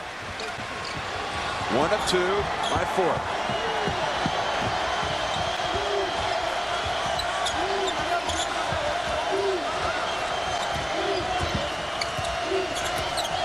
A lot of time here. Ford's taken up to do not much. And Boddicker, 3-point shot. Ooh, yes. Without dribble penetration, Boddicker right over Pace. 12-point lead is down to 5. And Texas picking up the pace, and I really think that Syracuse kind of took that air out a little early. A little 9-2 run here by the Longhorns. The 5-point lead and possession. Double bonus on each side. And Texas picking up the defensive intensity and where that ball should go to this young man right here and get back into offensive mode. He's being guarded by Ivy. And McNamara working it back over to the Anthony side. Ford hit the floor. No call. 5-second shot clock. Pace. One-hander. Mouton couldn't remember the scouting report, Jim. A left-hander all the way. Boddicker waits. 3. Tipped up Thomas. Over the back. We'll call it on Warwick. Boy, both going up with 2 hands on the ball, but Thomas had inside position. That's 4 on Warwick. So Thomas, who has been short on a number of free throws tonight. That's that old dilemma. You're kind of looking up past the backboard at yourself at the giant screen, and you know, could be a bit of a distraction. He has been short on his shot, so Jimmy's pulling the string. Is not the good follow through on the release. On the release, I think it's more his case than it is the screen that's in the way, that's flickering on and off up there, as you can see it. But I really think that if Thomas will follow through and stay with his shot, he'll be all right. That was better. 2:59 left. 82-76. Syracuse under 3 minutes to play. The strategy the rest of the way here, Billy. Jim, very important defensive possession right here. For the simple reason that you have a 2-possession game, 6 points, and so if you're Texas, this is really critical. I think that Rick Barnes has done a fine job with Mouton and Boddicker in the game, thinking about the opportunity to penetrate and get some kickouts for 3s. You don't want to foul if you're Mouton. Stay away from Anthony. Now there's the matchup. Mouton on Anthony, down inside. McNamara penetrating. Looking back outside. Thought we might see Edelin in the game right now to have 2 primary ball handlers. Pace in there, though, and he has given them big minutes. 8 on the shot clock. Anthony working it over to Warwick for the 2. You can see the pressure Anthony put on the double-team defense. Warwick just held his ground. Ford got it over to Thomas. Bounces out, but back to the line. Is that Forth's 5th? I believe it is. There you can see, when the double team comes, Warwick held his ground, and an excellent pass by Anthony. I think is that Forth's 5th foul? I think it is. Yep. And Jimmy Boeheim, knowing he's got time to get a sub in, talks to his team, so he basically gets a free timeout here. You figure they come back with Dewaney or McNeil. McNeil has 4 fouls on him, but Jim may want to go to a little smaller team. So this is a free timeout for Boeheim. A very clever move on his part. You know what's interesting? TJ Ford was right in the middle of that huddle over there. Well, and probably rightfully can be there because it's not a timeout. Jim Boeheim was just using the time he had to get a sub in there. Good move by the veteran coach. Now, will Thomas get those fouls to follow through on this shot? Very critical here.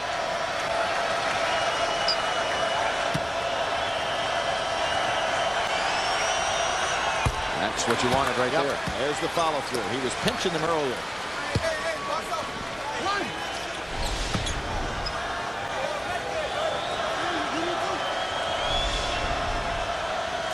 Rick Barnes going to his bench right now, so you know what he's going to do. He's going to be pressing full court. 2 big ones by Thomas. Watch this. He's going to be pressing full court. He's putting as quick a team as he can have on the floor. And what we're going to see now, we're going to see substitutions by Barnes, offense to defense. Reginald Erskine coming in for the Longhorns. He's got his pressing team on the floor. Wow, how about this matchup? 2 All-Americans matched up. That won't stand. And Ford saying, somebody get him. He's not my man. Freshman of the year last year versus this year's freshman of the year. Now there's a nice move by Boeheim too. Bring in Edelin, so he's got 2 ball handlers on the floor. Under 2 minutes to play. 6-point lead Syracuse. Edelin with under 10 on the shot clock. Quick move. Anthony then steps back. And a rebound over to Mouton. Texas had to have a stop. They got it. Mouton at the other end. Not way off. Erskine's inside. Misses the chippy. Huge miss, Jim. Anthony securing the rebound. Erskine wide open. That was a huge miss.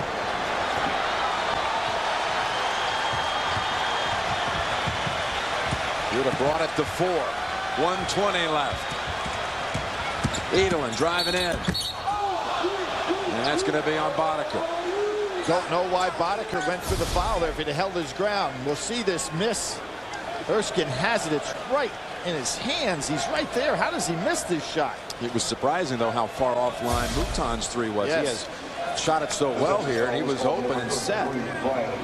Mouton, as we said in that first half with 20 points, he was 4 for 5 from 3, and that one wasn't even close. 2 shots for Edelin. 68%.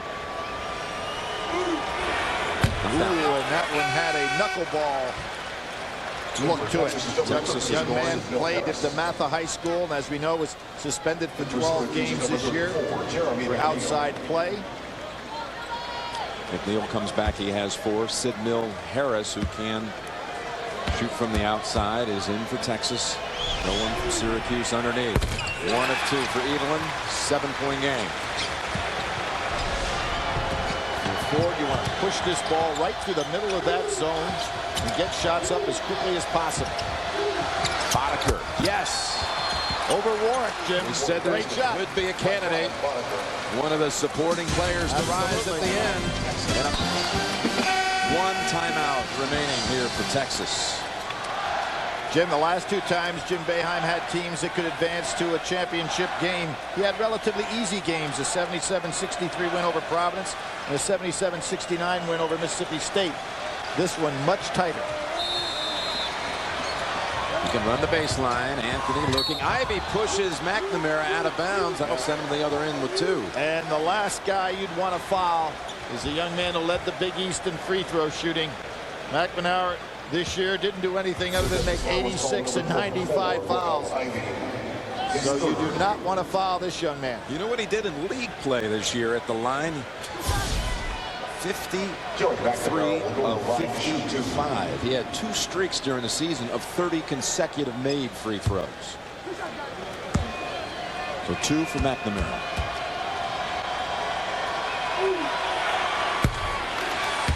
Right on the money.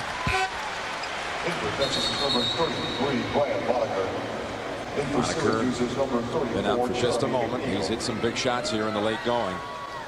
Now, Jim, that record you're talking about in the Big East is a new Big East free throw shooting record.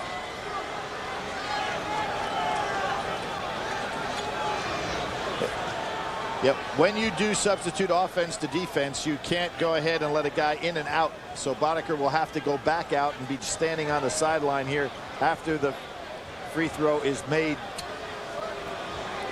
So that could get him back in quickly. Let's see if Rick Barnes sends him right back to the scorer's table.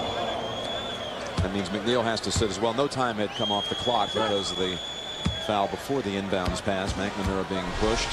1 more here for the freshman sharpshooter. Ooh, leaned back. That didn't look like any 90% free throw shooter. He looked a little unsteady, but he got them both. 87-81. A minute to play. Harris.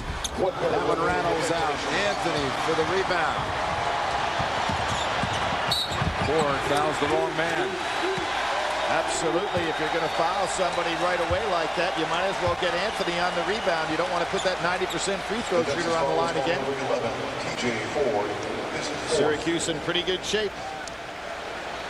How about that comment, Jim, about Jim Boeheim? And they said, did you like New Orleans? He said, in 87, I liked them for 5 days, 39 minutes, and 56 seconds. That's right. So he's getting a little bit more pleasure here this evening. Back at the Carrier Dome. They're gonna love the orange.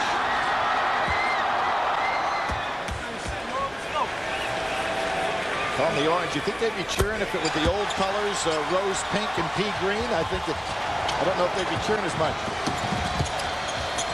Boddicker waits. Hits the 3. He's doing everything that Rick Barnes could have asked off that bench. Hold that celebration up in Syracuse. 48 seconds. Plenty of time. 89-84. That's all their timeouts, Billy. Jim, what you want to do right now is to double team McNamara so he can't touch the ball, and then, well, they don't do it, and they're going to have to foul the guy they don't want to put on the line. And you can see what they didn't do. Right now, double team McNamara, make the ball go to Edelin, and then foul him immediately. Don't even guard Edelin, because McNamara is the guy who wants the ball here. Ross has come in to try to force a steal. A lot of pressure on McNamara. Gets it back to Anthony. Looked like he may have taken a step after receiving that 91. He may have hurt himself there too, Jim, because he was going to dunk and didn't realize how far away he was. 3-point shot in front of the rim, chase down. Ball game. Edelman goes in for 2 more.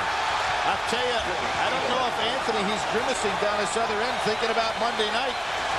He just kind of got off balance on that drive. Texas was trying to foul Warwick. Next thing you know, the pass got free. Anthony with the dunk that really ended it. Well, it had to be an aggressive foul. Or the basket that ended it. Ivy in and out. And there's Warwick down at the other end. Pace. We're going to have Monday night 2 coaches who have long sought that first championship, battling here for the title. Jimmy Boeheim walking down that sidelines, breathing relief. The game goes to Syracuse, 95-84. Jim Boeheim, Roy Williams, Monday night. Both deserving, Jim, after all of these years.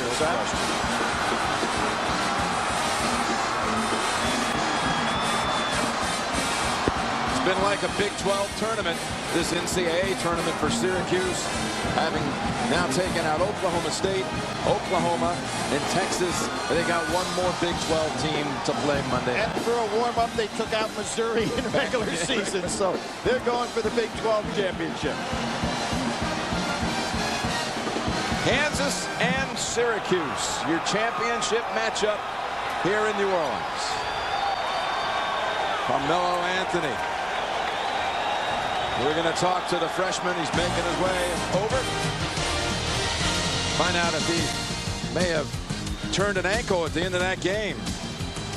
Syracuse a winner in the second semi over Texas, the final 95-84. We remind you, coming up next for many of you, your late local news. Here are our Chevy most valuable players for the second game tonight. For Syracuse, Carmelo Anthony, 33 points, 14 rebounds, and another wondrous performance. For Texas, Brandon Mouton, 25 points. March Madness 2003 culminates on Monday night. CBS Sports coverage begins at 9 Eastern Time with prelude to a championship. That's followed by the national championship game between Kansas and Syracuse. Let's return you to courtside now and rejoin Jim Nance and Billy Packer. All right, thank you, Greg. The best freshman in the nation saved his best for the Final Four, but we all want to know, are you injured? We saw at the end of the game looked a little ginger. No, no injuries. I got hit in the back a couple times, but no injuries, man. Nothing on that one basket at the end. No, my leg kind of gave out on me, but I'm straight. You're going to be okay Monday night? Of course. All right. Coach, you're now 3-0 in semifinal games. Yeah, we just need one more. At least Roy, one of us, Roy or I, we're going to be able to smile finally Monday night. I was glad to see him win. I told him before the tournament, let's get to the finals and one of us can smile. And Jim, my Jim said the best freshman in the country. I want to go ahead and question whether we're not talking about the best player in the country. Well, I don't pick those things. I've thought that all year, Billy, but he's been great for us. He's a great kid, a great leader, and he really understands the game. And this whole team's been great all year. I couldn't be prouder of any team I've ever coached than this team. Texas brought it tonight. You know, our zone was not a factor. Everybody's talking about our zone all week. I knew they'd be able to score, but we had to score against a very good defensive team, and this guy and a few other guys stepped up tonight. Great job. They're cheering up there at the Carrier Dome, and that lady over there wants you to wave to her. I know. I'm the biggest fan. My only fan sometimes. This is a good one, but that was your best recruit ever. No doubt about it. All smiles. We enjoyed it, your performance here today, guys. We'll be right back. Thank you. And Al, your thoughts on this game, Coach? I thought that it was amazing that every time Texas made a run, it was a gritty performance by Syracuse. They had an answer. Well, they really did. I thought McNamara and Warwick were two big keys to that. You know, everybody knows Anthony's going to do it, but I thought those two guys stepped up. Yeah, I agree with you, and I thought the point Jim Boeheim made, the need to be able to score the ball, I've talked about it a lot. You get to this point, everybody can defend and rebound. You got to be able to score it, and Carmelo Anthony, he brought all the goods, and I think we're going to have a terrific game. You made the point. The two winners today scored 95 and 94 points, respectively. Yeah, let's check in with the Texas side of things. Armin Katayan caught up just a moment ago with Texas coach Rick Barnes. Coach, a courageous effort by your team. What ultimately was the difference tonight? Well, I thought our missed free throws at an untimely time really hurt us because we needed those at that point in time. But Carmelo Anthony was terrific. We tried a lot of different things against him. When they needed to make plays, they made plays. And I think we're better early in the first half. I thought our turnovers got us in a little bit of trouble. But, again, I'm really proud of our basketball team. They fought hard all year. But certainly congratulations to Jim and his team. They played a terrific game. Well, congratulations, Coach, from us on a terrific season. All right, thank you. Armin, thank you. So Syracuse in the championship game for the first time since 1996. Kansas in a final for the first time since 91. What kind of game do we look for? Well, I think it will be high scoring. It's a matter of whether Kansas can shoot as well from the three as they did tonight against that zone, Clark. Yeah, they made 8 of 19, and that's well above their norm. But all they need to do is do it one more time. I don't know if they can against that zone. And certainly you've got to think about how do you handle and deal with the poised, brilliant play of Carmelo Anthony. He was terrific tonight. Yeah, Kansas scored 94 tonight. Syracuse scored 95. You might be right about that, Coach. Want to remind you, tomorrow on CBS begins at noon Eastern time with the road to the Final Four outside the games. Then at 12:30 Eastern on the CBS Sports Spectacular, Dell presents college basketball's 10 greatest coaches. At 1:30, CBS Sports Spectacular presents the Metrex Superstars, followed at 2:30 Eastern by the Ultimate Road to the Championship. Then at 3:30, it's the Final Two show presented by Celebrex, and final at 4:30, CBS Sports Spectacular presents Tragedy to Triumph, the Maryland Terrapin Odyssey. We thank you for joining us here this evening, everyone. For Coach Tom Izzo, for Clark Kellogg, I'm Greg Gumbel. For all of us here at CBS Sports, we'll see you again tomorrow, live from New Orleans. Good night. This week on The Late Show with David Letterman. Don't miss Adam Sandler, Dixie. Get started. Shall we? It's gonna be bigger than this, right? A lot? Yeah. Oh, yeah. I can still hear you guys. Whoa. There's no room for my bike. What's this? Want the house a little bigger? The all-new, bigger Toyota Sienna. Looks like you still have a job. It has everything kids want and everything you need. Troubleshooter Howard Ain, tonight on 12 News. New demands from leaders of the Cincinnati boycott after the game. Catch CSI, TV's most watched show, Thursday on CBS. It's all here. Hey, honey, what are you watching? The game. Which game? All of them. Ready for the big game? Get 0% financing until April 2004 on all Mitsubishi high-definition projection TVs. Sears, where else? I've been cleaning up around this place for nearly 30 years, and I wouldn't trade my time inside this dome for anything. I've seen it all. Conventions, monster trucks, the Stones and the Pope, plus all 6 Super Bowls played here. But nothing compares to the Final Fours. Been 3 of them here so far. 3 of the greatest ever. It's going right down to the wire. The time, 18. Shot, Jordan, Michael Jordan. Indiana can win. And they go man to man. Smart takes the shot. Heath Smart is the hero. Michigan has no timeouts left. He walked in, the referee missed it. He called a timeout. Michigan doesn't have any. They called it March Madness. Really lived up to its name this year. Here it goes for the win. And we go to overtime. Oh, Left standing, 2 teams whose coaches